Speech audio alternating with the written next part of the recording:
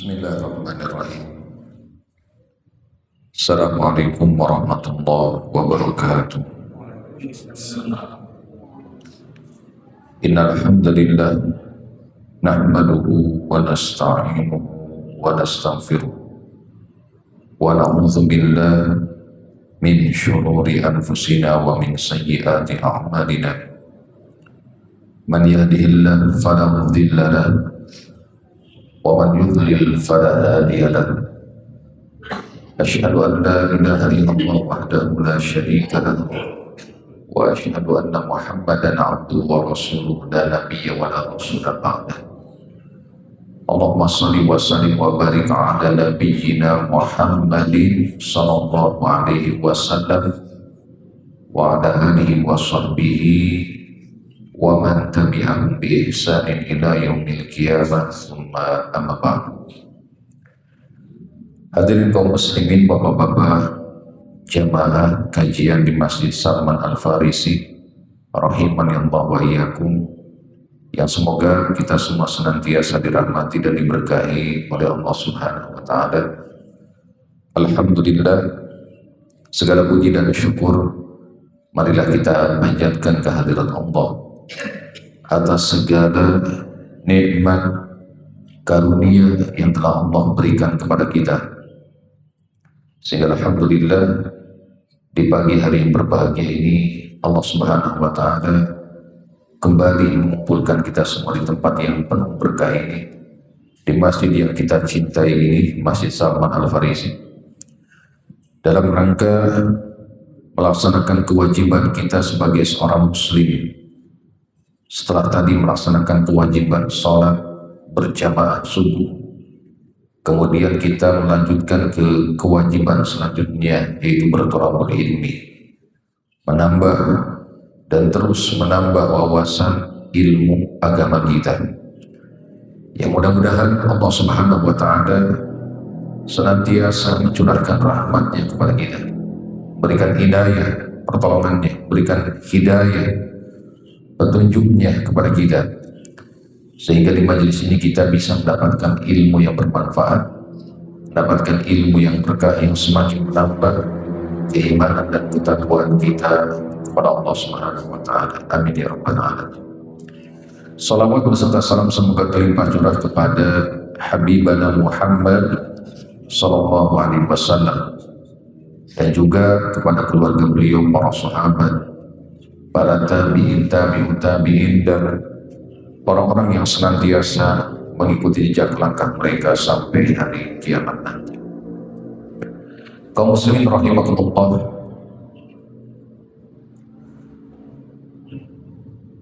kita akan kembali melanjutkan pembahasan kita mengenai al-kabair, dosa-dosa besar, yang tentunya ini adalah pembahasan yang menjadikan kita harus waspada bahwa di sana ada dosa-dosa yang bisa membinasakan pelakunya dunia akhirat. Di dunia dia akan mendapatkan kerugian, dan di akhirat dia akan mendapatkan ancaman siksa. Al-kabair, dosa-dosa besar seperti itu. Nah, kita sebagai seorang muslim tentu ingin menjadi orang yang selamat dunia akhirat. Salah satu cara agar kita bisa selamat dunia akhirat adalah kita pandai dalam menjaga lisan kita atau lidah kita. Jangan sampai kita berbicara sesuatu yang akan memudaratkan kita dunia akhirat, jadikan kita celaka dunia akhirat. Karena berbicara lalu kita melakukan hal yang membawa mudarat, ini akan mendapat dampak buruk, ya. Terutama tadi kita akan terancam mendapatkan apa? Siksa. Ada sebuah hadis yang menyebutkan bahwa satu perkataan yang sepele dianggap ringan oleh seorang, tapi Allah murka dengan perkataan tersebut, ya. maka ini bisa menjadi penyebab seseorang dilemparkan ke dalam api neraka. Satu perkataan saja. Sementara banyak sekali orang-orang yang begitu mudah sekali mengucapkan kata-kata yang justru itu adalah perkataan yang dimurkai oleh Allah Subhanahu wa Ta'ala. Dan dikatakan di sini bahwa diam dari perkataan yang buruk ini adalah jalan keselamatan. Dan keselamatan ini adalah sesuatu yang tidak ada bandingannya, nikmat yang luar biasa. Satu perkataan, dan ini adalah perkataan yang buruk, biasanya tidak bisa ditarik kembali. Tapi diam dari perkataan yang buruk pasti akan mendatangkan keselamatan. Kita bisa melihat dalam hadis riwayat Tirmidzi, pernah salah seorang sahabat yaitu Uqbah bin Amir radhiyallahu anhu, dia bertanya kepada Rasulullah SAW, "Ya Rasulullah, man najat?" Wahai Rasulullah, apa yang menjadi sebab keselamatan seseorang?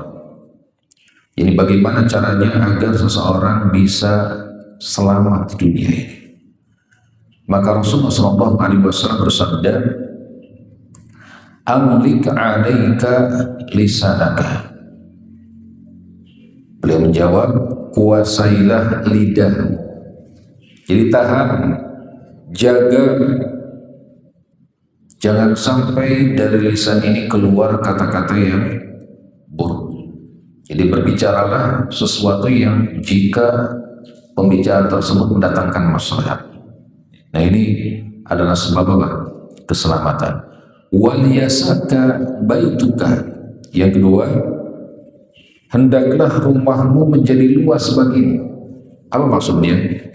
Kata para ulama, jadikan rumahmu ini sesuatu yang membahagiakanmu. Dengan apa? Dengan mengisinya dengan berbagai ketaatan dalamnya. Kita isi rumah kita dengan ibadah, salat sunnahnya, dengan membaca Al-Qur'annya, berzikirnya, saling nasihat menasihati dalam ketakwaan sama anggota keluarga. Nah ini adalah jalan keselamatan. Wabki ala khati'atik, kata Nabi, dan tangisilah kesalahanmu. Artinya sesali ketika engkau berbuat dosa, kemaksiatan, menyesalah dari perbuatan tersebut. Lalu berazamlah untuk tidak mengulanginya di kemudian hari. Nah ini adalah jalan keselamatan. Jadi menjaga lisan ini adalah jalan keselamatan. Sementara keselamatan adalah nikmat yang tidak terhingga, luar biasa. Bahkan Nabi SAW dalam hadis riwayat Imam Bukhari disebutkan menjamin, bahkan jaminan ini bukan sesuatu yang sepele, dijamin akan masuk surga. Siapa dia? Man yadman li ma baina lahyaihi wa ma baina rijlaihi adman lahul jannah. Barang siapa yang menjamin untukku, mampu menjaga apa yang ada di antara dua rahangnya, ini lisan, dan mampu menjaga apa yang ada di antara dua kakinya, maksudnya kemaluan, maka aku menjamin surga baginya. Ini hadis riwayat Imam Bukhari. Jadi siapapun yang mampu menjaga lisannya, tidak berkata-kata yang kasar, kotor, memfitnah, menggunjing, ya, mengadu domba dan sebagainya, dijamin, ya, dijamin oleh Nabi SAW bahwa orang seperti itu akan dimasukkan ke dalam surga. Nah, jadi luar biasa. Syariat Islam memerintahkan kita agar pandai-pandai dalam menjaga apa? Lisan kita. Jangan berbicara kecuali pembicaraan yang mendatangkan maslahat. Ketika pembicaraan tersebut tidak mendatangkan maslahat, maka lebih baik apa? Diam. Hal ini bisa kita lihat di dalam hadis yang diriwayatkan oleh Imam Bukhari dan Muslim, ya, yang termasuk ciri orang-orang yang beriman. Jadi jika engkau beriman kepada Allah, jika engkau beriman akan adanya hari akhir, maka lakukan hal ini. Kata Nabi SAW, Man kana yu'min billahi wal yawmil akhir falyaqul khairan aw liyasmut. Ini hadis yang masyhur ya. Hampir semua kita hafal sampai ya. Barang siapa yang beriman kepada Allah dan hari akhir, maka hendaklah dia berkata yang baik. Atau kalau tidak mau berkata yang baik, lebih baik apa? Lebih baik diam. Ini luar biasa sekali. Karena tadi diam seseorang dari perkataan yang buruk, ya, ini akan mendatangkan keselamatan. Sementara orang yang tidak mampu menjaganya malah berbicara yang buruk, maka ini adalah salah satu bencana baginya yang akan mendatangkan keburukan atau kecelakaan seperti itu. Jadi ada hadis yang sahih ya, yang menjadikan kita harus waspada. Jangan sampai ucapan kita malah ucapan yang buruk, tapi ucapkanlah ketika hal itu adalah kebaikan ya. Imam Asy-Syafi'i pernah berkata bahwa jika seseorang mau berbicara, pikirkan terlebih dahulu 10 kali, misalkan 100 kali, kalau bisa 1000 kali kita pikirkan. Jika ada maslahatnya, ucapkan. Ya, apalagi ini berisi nasihat, berisi kebaikan, misalkan ya, berisi agar orang semangat ibadah, berisi ilmu, ya, pengajaran agama, bicara. Kalau seperti itu ada masalah. Tapi jika dia ragu, ya, khawatir ini berisi dosa perkataan atau bahkan perkataan yang menyakiti, ya. Jadi kalau ada nasihat, khawatir nih nasihat ini dia menyakiti, bahkan mendatangkan permusuhan meskipun niatnya nasihat, maka lebih baik apa? Diam, ya, seperti itu. Jadi kata beliau, jika dia ragu dengan perkataan tersebut, khawatir ini adalah keburukan, ya, atau menyakiti hati orang lain, maka hendaknya dia tidak berbicara sampai jelas itu akan mendatangkan apa? Maslahat atau kebaikan, seperti itu. Baik kaum muslimin rahimakumullah, oleh karenanya di kesempatan yang berbahagia ini kita akan menyebutkan salah satu dosa yang termasuk jajaran dosa besar yang disebutkan oleh Imam Al-Zahabi di dalam kitabnya Al-Kabair, ya, nomor 30, ya, seperti ini, yaitu al-kadzibu fi ghalibi aqwalih. Jadi berdusta di kegaliban ucapannya, atau apa? Orang yang terbiasa berdusta, terbiasa berkata dusta. Ini disebutkan dalam kitab Al-Kabair, ya, sebagai jajaran dosa-dosa besar yang membinasakan, seperti itu. Dan Nabi SAW menyebutkan di dalam hadis yang lain, hadis riwayat Bukhari Muslim, bahwa dosa dusta, berdusta, berkata dusta, atau lebih tepatnya terbiasa berdusta, maka ini adalah satu dosa yang disejajarkan dengan kesyirikan. Bahkan dalam satu hadis ya, disejajarkan dengan kesyirikan dan durhaka kepada orang tua. Jadi ketika disejajarkan dengan dosa-dosa besar yang luar biasa seperti itu, ini menandakan bahwa dosa ini bukan hal yang sepele, ya, dosa berdusta itu. Nabi SAW bersabda, "Ala unabbiukum bi akbaril kabair." Maukah aku tunjukkan kepada kalian, ini kepada para sahabat kala itu, ya, dosa-dosa besar yang paling besar. Jadi sudah dosa besar, ini paling besar di antara dosa-dosa tersebut. Qalu bala ya Rasulullah. Para sahabat menjawab, mau ya Rasulullah. Artinya bukan berarti mau melakukan hal tersebut, tapi agar waspada, agar bisa menjauhi dosa besar yang paling besar tersebut. Qala, maka Nabi SAW bersabda, al-isyraku billah wa uququl walidain. Yang pertama adalah berbuat syirik kepada Allah, menyekutukan Allah, ya, menyertakan yang lain dalam peribadatan bersama Allah. Jadi beribadah atau berdoa kepada Allah dan kepada yang lainnya, kepada selain Allah. Ini kesyirikan.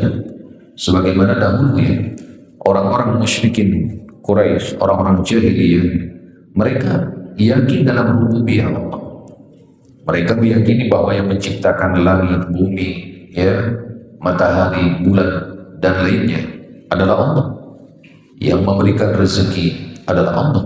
Namun mereka menyembah kepada selain Allah. Ya, selain kepada Allah, mereka juga meminta kepada berhala, kepada malaikat dan sebagainya. Banyak sekali disebutkan selain berhala ternyata ada Tuhan-Tuhan lain yang dipinta ya oleh orang-orang musyrikin Quraisy kala itu. Jadi kesyirikan, menyekutukan Allah. Dan ini fenomena yang banyak terjadi di masyarakat ya. Mereka mengaku muslim, meyakini bahwa Allah adalah Tuhan mereka. Namun di sisi lain mereka pun kadang meminta kepada selain Allah. Kita pernah mendengar bagaimana misalkan para petani ya, atau orang yang biasa berkebun sebagainya, ketika musim panen ini biasanya melakukan persembahan kepada Dewi Sri misalkan. Atau ketika orang-orang yang ada di pesisir pantai melakukan persembahan kepada Nyi Roro Kidul misalkan ya. Atau ada orang melakukan persembahan kepada pohon yang dikeramatkan atau keris yang dikeramatkan, atau kalau di kita tuh batu yang dikeramatkan ya. Ada orang-orang yang apa? Mengkeramatkan, menganggap berkah, bahkan meminta kepada hal-hal tersebut. Kesyirikan jelas sekali. Wa uququl walidain, dan juga berbuat durhaka kepada orang tua. Ini adalah dosa besar yang paling besar. Kemudian beliau duduk sejenak, lalu beliau berkata, ala wa qawlu zur. Demikian juga ya, perhatikanlah oleh kalian, demikian juga perkataan dusta. Ya.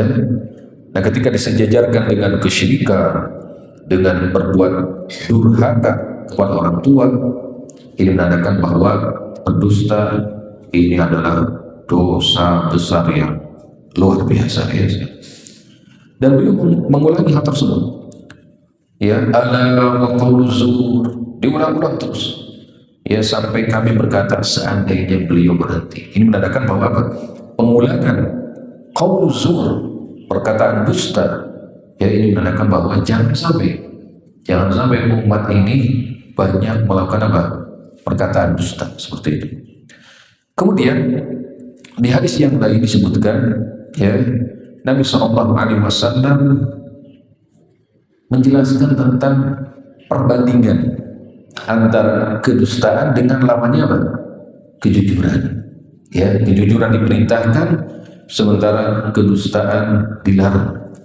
Kita lihat di dalam hadis riwayat Muslim ya. Nabi SAW bersabda, "Alaikum bisidqi," hendaknya kalian senantiasa jujur. Kalian wajib berbuat jujur. Kenapa demikian? Fa inna sidqa yahdi ilal birri, karena kejujuran itu pasti akan membawa kepada apa? Kebaikan. Jujur ya, dalam kondisi apapun pasti akan mendatangkan kebaikan, membawa pada kebaikan. Ya, seburuk apapun kondisinya, kalau kita berkata jujur, pasti itu akan mendatangkan apa? Kepada kebaikan.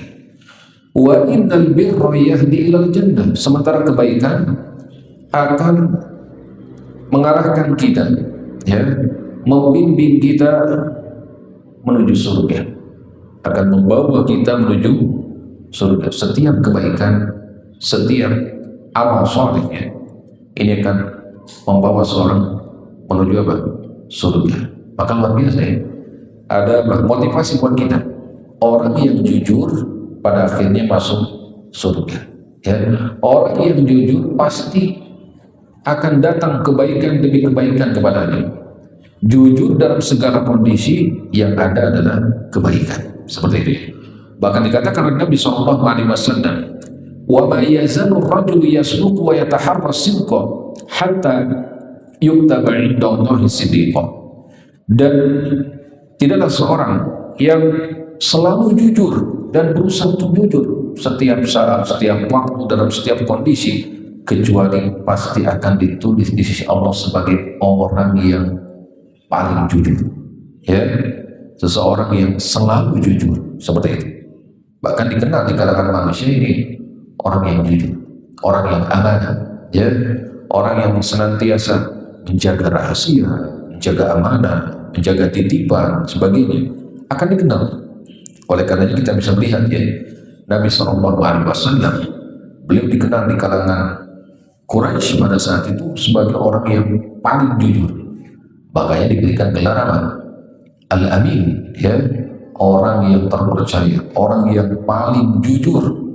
Oleh karenanya ketika mereka mengatakan beliau pendusta, ya, dikarenakan beliau menyerukan dakwah tauhid, dakwah Islam, lalu dikatakan muslim, berbanding terbalik dengan sebelumnya yang mereka mengatakan apa? Orang yang paling jujur. Ini tidak mungkin, ya, tidak mungkin beliau mendusta karena mereka sendiri apa? Mengenal beliau sebagai orang yang paling apa? Jujur. Kalau beliau tidak menyerukan Islam, pasti mereka akan terus memanggil beliau dengan Al-Amin, ya, orang yang paling terpercaya, orang yang paling jujur, seperti ini. Baik. Kemudian disebutkan di kelanjutan hadisnya, wa iyyakum wal kadzib, dan hati-hati, waspada kalian dari kedustaan, jauhi kedustaan. Kenapa demikian? Fa innal kadziba yahdi ilal fujur, karena setiap kedustaan, ya, sehalus apapun itu, yang namanya kedustaan ini pasti akan membawa seorang kepada keburukan. Pasti, ya, kedustaan pasti akan membawa kepada keburukan, membawa kepada dosa, membawa kepada kemaksiatan. Bahkan sering kita mendengar, ya, orang yang berdusta lalu karena takut ketahuan dustanya, dia akan berdusta lagi untuk menutupi kedustaan sebelumnya. Jadi akan terus melakukan kedustaan. Maka ini pasti akan membawa kepada apa? Kemaksiatan, membawa kepada perbuatan dosa.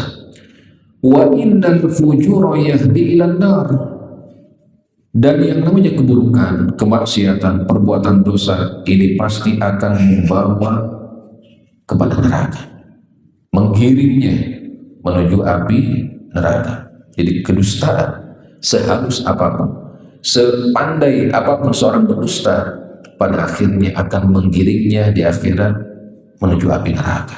Nauzubillah min dzalik, ya. Wa ma yazalu ar-rajulu yakdzibu wa yataharral kadzib hatta yutaba indallahi kadzaban. Dan tidaklah seorang selalu berdusta dan selalu membiasakan berdusta, kecuali pasti Allah akan mencatatnya sebagai si pendusta. Akan dikenal di kalangan manusia, si fulan itu pendusta, tidak bisa dipercaya, seperti itu, sehingga ragu untuk menitipkan amanah kepadanya, menitipkan barang, misalkan barang titipan atau menitipkan rahasia, ragu, dia takut karena orang tersebut sudah tercatat sebagai orang yang pendusta atau tidak amanah, suka berkhianat, seperti itu. Jadi di sini ada perintah dari Nabi SAW agar kita selalu berbuat jujur dimanapun dan dalam kondisi apapun, karena kejujuran pasti akan membawa kita kepada berbagai kebaikan, mendatangkan berbagai kebaikan, dan pada akhirnya akan dimasukkan ke dalam surga. Ya, surga sesuatu yang kita idam-idamkan, tempat yang pastinya kita berharap di akhirat dimasukkan ke dalamnya, karena kenikmatan yang luar biasa. Kata Nabi SAW, "Ma la 'ainun ra'at wa la udhunun sami'at wa la khatara 'ala qalbi bashar." Nikmat-nikmat yang belum pernah dilihat oleh mata kita, yang belum pernah didengar. Kalau apa yang diberitakan dalam Al-Quran dan hadis ini sebagian kecil, sementara nikmat yang hakikinya ini belum pernah kita dengar, ya, sangat luar biasa. Dan belum pernah terbetik dalam hati bagaimana kenikmatan yang luar biasa tersebut di surga, ya. Bahkan tadi orang yang jujur akan bersama golongan para siddiqin, ya, di akhirat nanti, artinya dimasukkan dalam surga. Kita bisa melihat, ya, di dalam surat An-Nisa ayat 69, Wa may yuti'illah wa rasul fa ulaika ma'al ladzina an'ama Allahu 'alaihim minan nabiyyin was-siddiqin wasyuhada was-sholihin wa hasuna ulaika rafiqa. Siapa yang mentaati Allah dan Rasulnya, ya, salah satunya apa? Mentaati untuk senantiasa berkata jujur, maka mereka itu akan bersama-sama dengan orang-orang yang diberikan nikmat oleh Allah. Itu siapa? Para nabi, para siddiqin, orang-orang yang jujur dalam keimanannya. Makanya Abu Bakar As-Siddiq, gelar As-Siddiq ini kenapa demikian? Karena beliau senantiasa membenarkan apapun yang dikabarkan oleh Nabi SAW. Beliau senantiasa membenarkan, artinya jujur dalam keimanannya. Siddiq, orang yang jujur, ya, artinya jujur dalam keimanan kepada Allah dan Rasulnya. Itu pada peristiwa gelar As-Siddiq ini diberikan pada peristiwa Isra Mi'raj, satu hal yang pada saat itu hal yang mustahil, ya, melakukan perjalanan yang begitu jauh hanya dalam semalam. Bayangkan perjalanan dari Masjid Haram ke Masjid Aqsa yang pada saat itu memerlukan perjalanan berapa? 2 bulan perjalanan pulang pergi, 2 bulan. Seperti ini semalam. Bahkan tidak cukup sampai di sini. Perjalanan ke langit bukan hanya langit pertama, sampai sampai Sidratul Muntaha, ya. Nah, ini dalam satu malam. Tidak ada yang mempercayai hal tersebut. Lalu dikatakan kepada Abu Bakar, yang oleh orang-orang Quraisy itu, temanmu mengatakan begini dan begitu. Lalu kata Abu Bakar, kalau Muhammad yang berkata demikian, ya, maka pasti dia benar, ya, pasti dia benar. Jadi aku meyakini hal tersebut seperti itu. Jadi dikatakan Abu Bakar As-Siddiq. Maka dikatakan oleh para ulama, Abu Bakar ini adalah pemimpin para siddiqin, pemimpin orang-orang yang jujur, maksudnya jujur dalam keimanannya. Wa syuhada wa sholih, dikumpul para syuhada, orang mati syahid, dan orang-orang saleh. Wa hasuna ulaika rafiqa, mereka itulah teman di surga yang sebaik-baiknya. Ya, indah sekali kalau kita bersama dengan apa? Para nabi, para siddiqin, para syuhada, dan para sholih. Salah satu amalan yang bisa kita lakukan apa? Dengan kita selalu berkata jujur dalam kondisi apapun, seperti itu. Adapun dusta tadi, ya, membawa kepada keburukan dan pada akhirnya akan membawa kepada neraka, seperti itu. Jadi wanti-wanti jangan sampai ada perkataan kita yang berisi apa? Perkataan dusta. Pada sebutkan apa? Dalam kadzab, satu kalimat yang ngeri sekali. Kalau dalam bahasa itu ngeri sekali. Kadzab, si pendusta. Oleh karenanya dikatakan Dajjal ini adalah pemimpin kadzab, ya. Karena apa? Dia sangat pendusta sekali. Mengajak manusia kepada kebaikan padahal keburukan, ya, mengajak manusia pada kebaikan. Jadi dibalik-balik sama dia.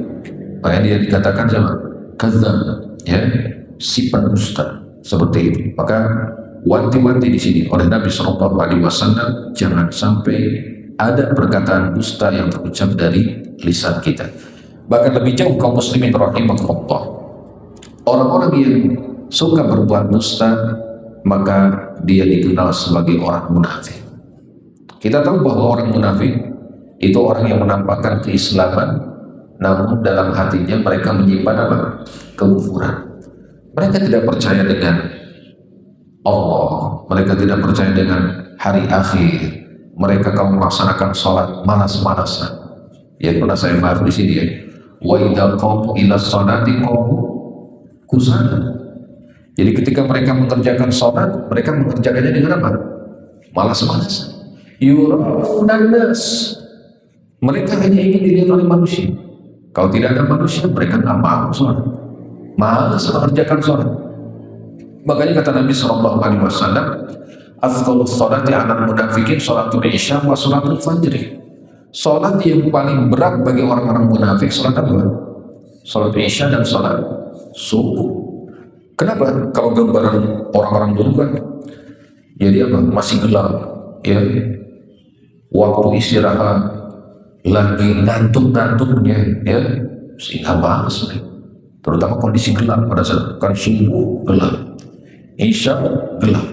Padahal orang munafik ketika beribadah hanya ingin dilihat oleh manusia, ingin dipuji, ya, atau ingin menyelamatkan dirinya agar jangan dicela, atau bahkan mungkin ketika ada ketentuan hukum tertentu, ya, ketika pemerintah Islam berlaku, ini bisa jadi ada hukuman takzir, ya, dihukum dengan keputusan qadhi pada saat itu. Nah,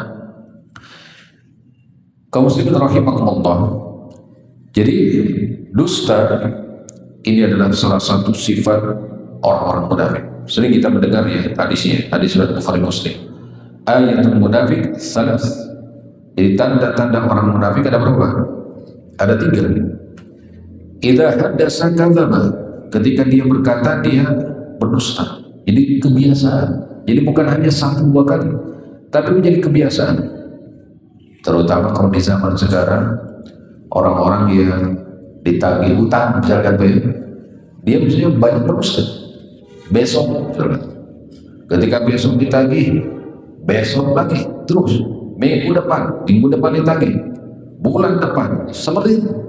Akan ada kedustaan yang menumpuk. Untuk menutupi kedustaan ini, ditutupi dengan kedustaan berikutnya. Nah, hati-hati. Ini adalah ciri-ciri orang munafik. Wa idza wa'ada akhlafa, ketika dia berjanji dia suka mengingkari. Wa idza tumina khana, ketika dia diberikan amanah dia suka berkhianat. Nah, ini jangan dianggap sepele. Ketika dikatakan tanda orang munafik, hati-hati.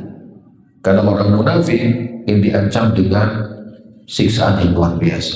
Itu akan ditempatkan di kerak api neraka. Ya, tempat yang paling dasar, yang paling dalam, yang hanya dihuni oleh orang-orang yang paling durhaka kepada Allah. Dalam ayat disebutkan, ya, innal munafiqina fi darkil asfali minan nar. Sesungguhnya orang-orang munafik itu akan ditempatkan di dasar, di kerak api neraka. Menandakan bahwa dosa kemunafikan ini luar biasa. Salah satunya suka berdusta. Terbiasa berkata dusta, menjadi kebiasaan keseharian seperti itu. Nauzubillah min dzalik, ya, seperti itu. Kemudian kaum muslimin rahimakumullah, yang sebenarnya dikatakan di sini bahwa kedustaan yang paling besar adalah ketika seorang berdusta atas nama Allah, ya, mengatasnamakan Allah lalu dia berdusta dengan ucapannya tersebut. Di dalam surat Al-An'am ayat 21, Allah Subhanahu wa taala berfirman, "Wa man adlamu mimman iftara 'ala Allahi kadziban aw kadzdzaba bi ayati innahu la yuflihuz zalimun." Siapa lagi yang lebih zalim daripada orang yang membuat-buat suatu kedustaan terhadap Allah, mengatasnamakan Allah, atau mendustakan ayat-ayat Allah? Sungguh orang-orang yang zalim itu tidak akan mendapatkan keberuntungan. Jadi ini adalah kedustaan yang paling berat, yaitu berdusta atas nama Allah. Seperti ini gambarannya, kata para ulama, seperti seseorang beribadah kepada Allah namun menganggap ada makhluk lain yang bisa menjadi perantara, ya, ini orang-orang yang sudah mati misalkan. Atau kalau orang-orang musyrikin berhala-berhala, menganggap bahwa berhala-berhala tersebut ini bisa mendatangkan manfaat, mencegah madarat, atau menyampaikan, ya, doa-doa mereka kepada Allah. Seperti ini. Kalau dulu kan orang-orang musyrikin berupa berhala. Kalau di zaman sekarang biasanya berupa kuburan, batu keramat, keris, ya, yang menganggap bahwa hal-hal tersebut bisa semakin mendekatkan Allah, bisa mendatangkan keberkahan. Makanya disebutkan dalam salah satu ayat, alasan orang-orang musyrikin kenapa, ya, berdoa kepada berhala tapi yakin bahwa Allah adalah yang menciptakan langit dan bumi. Mereka yakin. Maka kata mereka, ma na'buduhum illa liyuqarribuna ilallahi zulfa. Jadi kami tidak beribadah kepada mereka kecuali, ya, untuk supaya semakin mendekatkan diri kepada Allah dengan sedekat-dekatnya. Jadi orang-orang musyrikin Quraisy seperti itu. Mereka percaya kepada Allah, tapi mereka percaya juga kepada berhala-berhala, Tuhan-Tuhan lain selain Allah. Nah ini, jadi bukan berarti murni orang-orang musyrikin itu hanya menyembah berhala, bukan. Ya, mereka dalam rububiyah Allah percaya, tapi dalam uluhiyah, dalam peribadatan, mereka malah meminta kepada selain Allah, itu kepada berhala-berhala. Nah, di antara contoh berdusta atas nama Allah, ya, itu seseorang mengaku menerima wahyu, atau bahasa di kita mungkin wangsit, ya, menerima wahyu dari Allah bahwa Allah mengatakan demikian, sehingga pada akhirnya dia menghalalkan yang haram, mengharamkan yang halal, ya, maka ini adalah berdusta atas nama Allah yang bisa menyebabkan kekufuran kalau seperti ini, yaitu menghalalkan apa yang Allah haramkan atau sebaliknya. Kemudian kedustaan atas nama Allah ya amat oleh orang Nasrani, menganggap bahwa Allah mempunyai anak misalnya. Nah ini adalah kedustaan yang luar biasa, kekufuran yang nyata, ya, seperti itu. Atau apapun itu, menganggap bahwa ini ayat Al-Quran padahal bukan ayat Al-Quran misalnya, atau mengatakan bahwa Allah mengatakan di ayat ini seperti ini padahal tidak ada, ya. Jadi apapun yang disematkan kepada Allah padahal tidak sebagaimana hakikatnya, maka dia telah berdusta atas nama Allah, yang ini merupakan kedustaan yang paling besar. Demikian berdusta atas nama Nabi sama. Ini adalah dosa yang luar biasa, bahkan diancam bisa menyebabkan kekufuran, diancam akan ditempatkan di neraka. Di dalam hadis riwayat Imam Bukhari dan Muslim disebutkan, inna kadziban alayya laisa kakadzibin ala ahadin, sungguh berdusta atas namaku ini tidak seperti berdusta atas nama selain, ya. Artinya berdusta atas nama Nabi SAW ini adalah kedustaan yang sangat besar sekali. Oleh karena kata Nabi, dilanjutkan dalam hadisnya, man kadzaba alayya muta'ammidan falyatabawwa maq'adahu minan nar.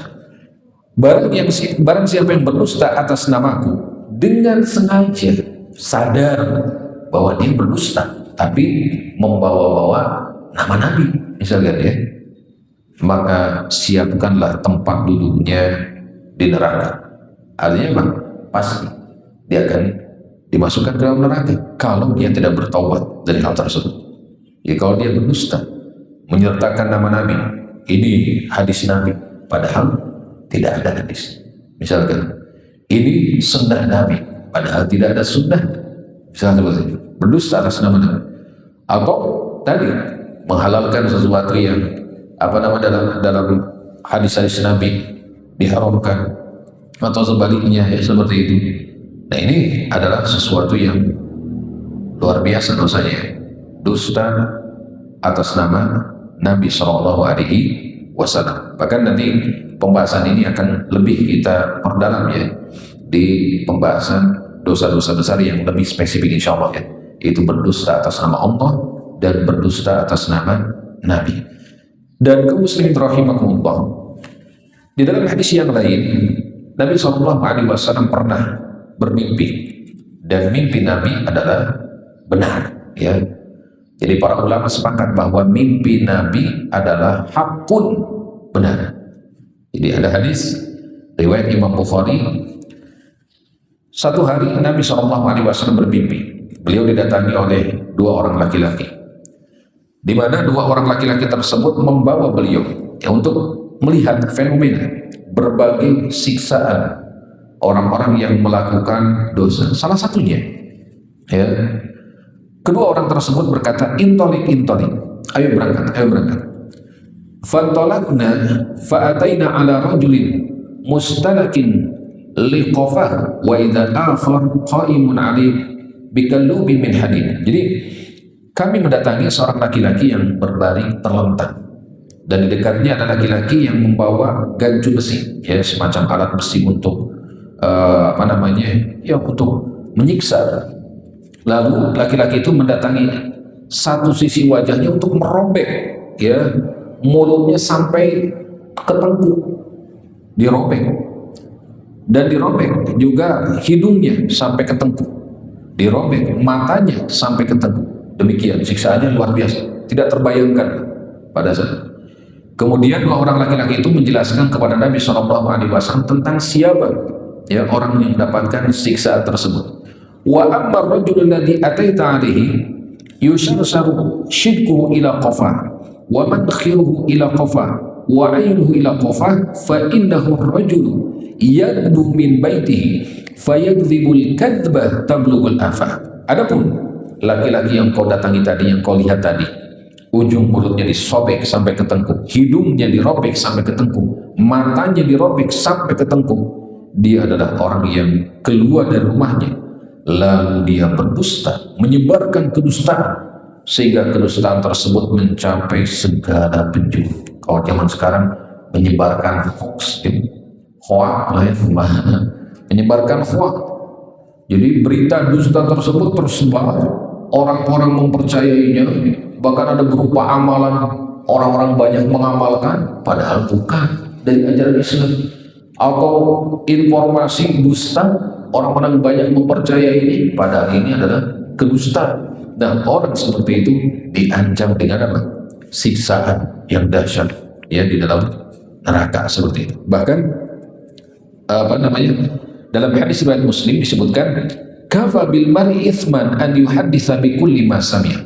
Seseorang cukup dikatakan pendusta, ya, ketika dia membicarakan apa saja yang dia dengar tanpa klarifikasi, ya.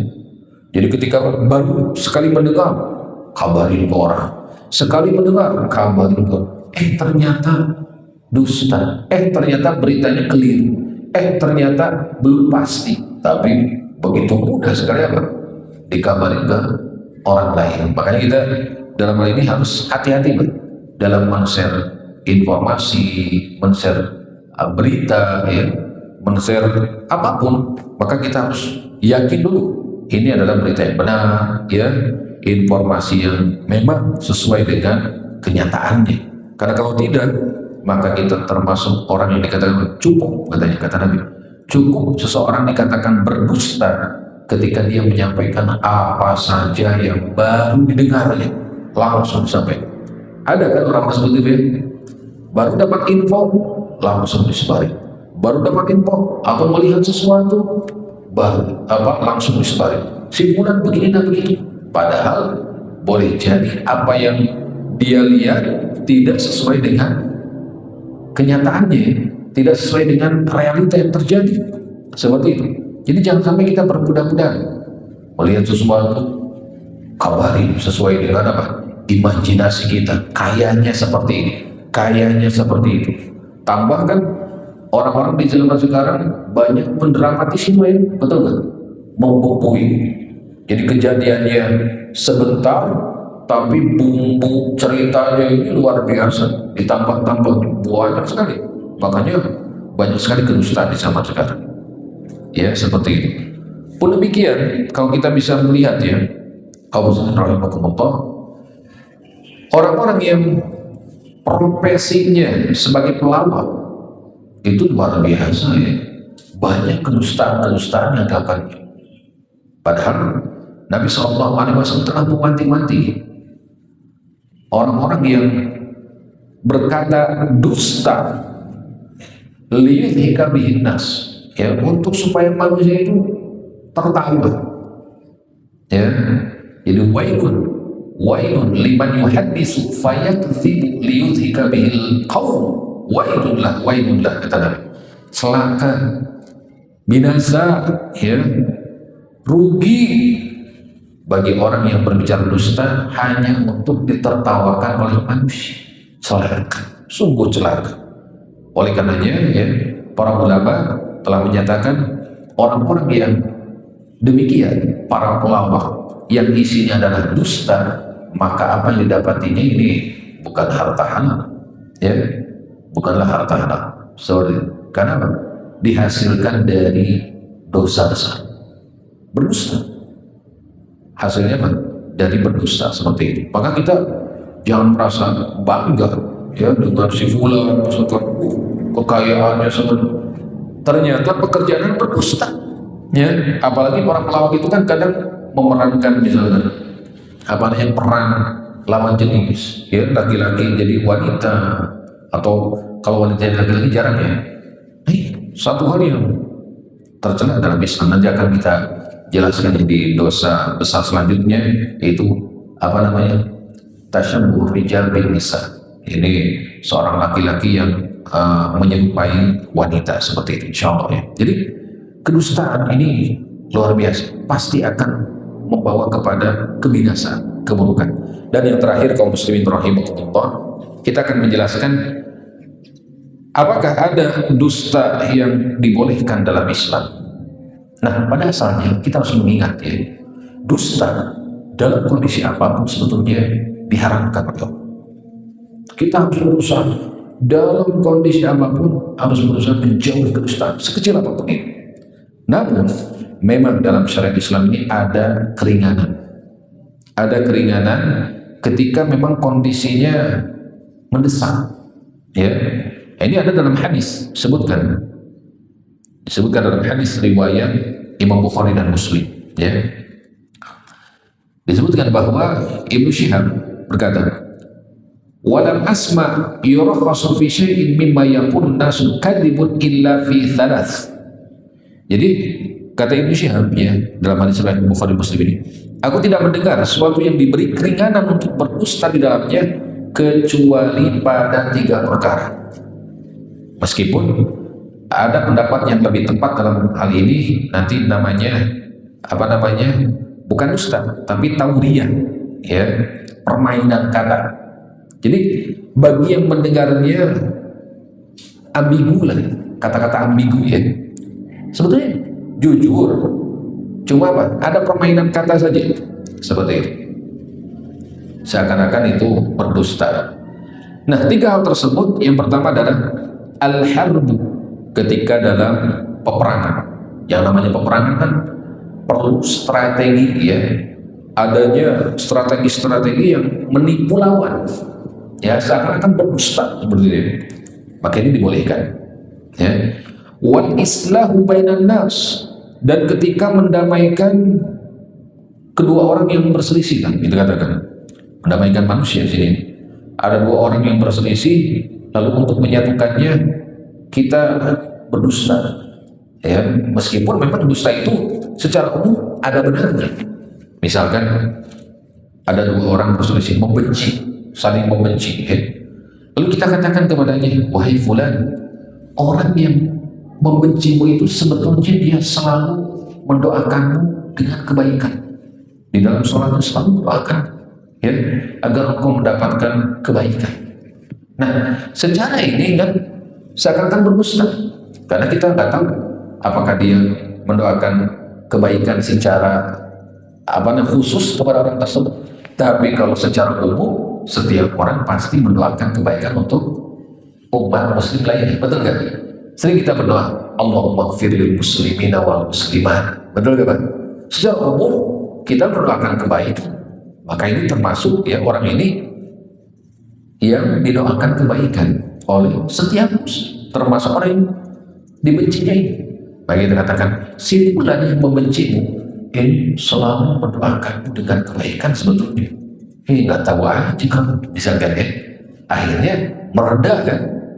Lalu berangkat ke sini sama si fulan yang kau benci, itu sebetulnya selalu mendoakan kebaikan kepada. Artinya tadi mendoakan kebaikan keumuman kaum muslimin, ya, didoakan kebaikan oleh setiap kita kan pasti. Jadi bukan khusus orang tersebut didoakan misalnya, bukan. Jadi secara ini seakan-akan dusta, padahal secara umum ini bukan dusta. Ya, karena setiap kita pasti mendoakan kebaikan untuk siapapun umat Islam, hatta kepada orang yang mungkin menjadi musuh ya, seperti itu.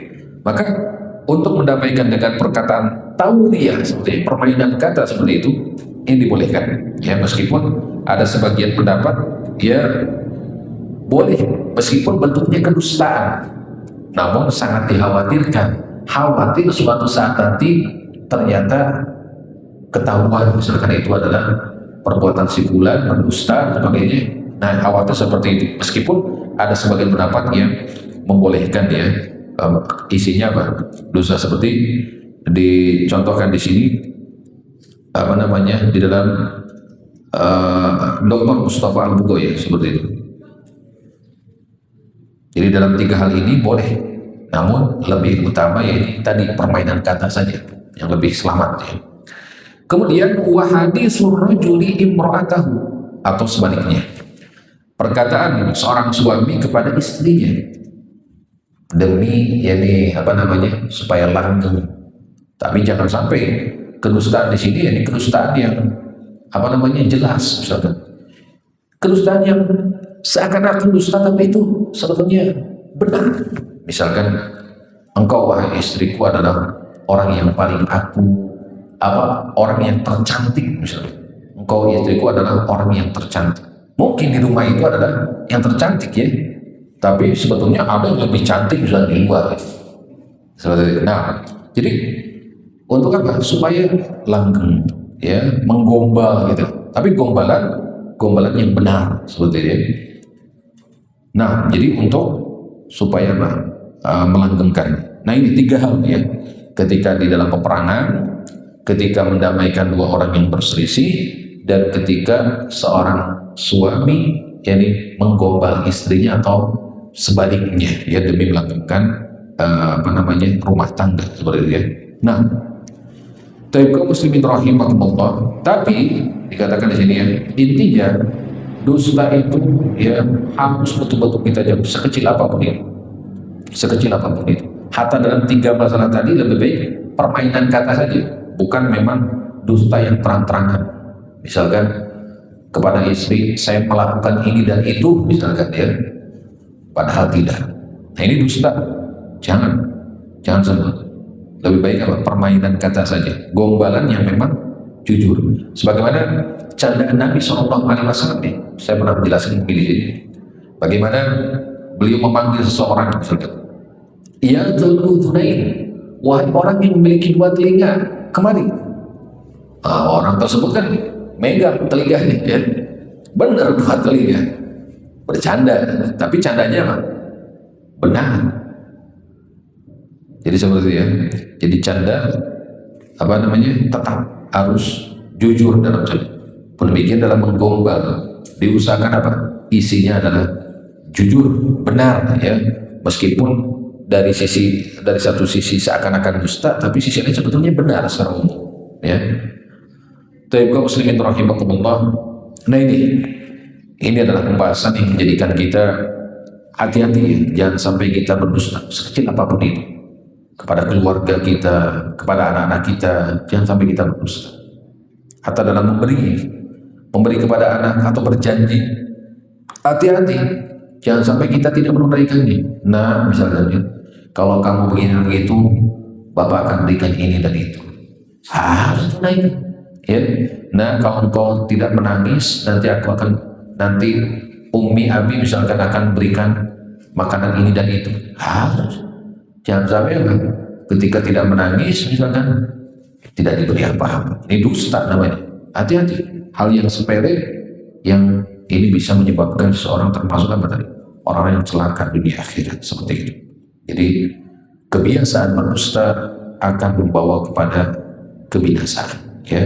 Mudah-mudahan dengan penjelasan ini semakin jelas, semakin terang pada kita tentang begitu berharganya kejujuran dalam hidup ini yang akan membawa kepada kebaikan, membawa kepada surga. Sementara kedustaan ya sekecil apapun pasti akan membawa keburukan dan kepada neraka. Ya. Demikian, silahkan kalau ada yang mau ditanyakan seputar apa yang sudah dibahas tadi, silahkan. Ada apa? Jelas? Alhamdulillah ya. Mudah-mudahan Allah Subhanahu wa taala senantiasa berikan kepada kita istiqomah dalam ketaatan, masukkan kita ke dalam jajaran orang-orang yang jujur ya, sehingga kita dimasukkan bersama para siddiqin ya, orang yang senantiasa jujur di dalam surganya. Mudah-mudahan Allah Subhanahu wa taala menjauhkan kita dari sifat-sifat buruk, terutama kedustaan. Ya. Demikian kita tutup dengan doa kafaratul majlis. Subhanakallahumma bihamdik asyhadu an la ilaha illa anta astaghfiruka wa atubu ilaik. Assalamualaikum warahmatullahi wabarakatuh.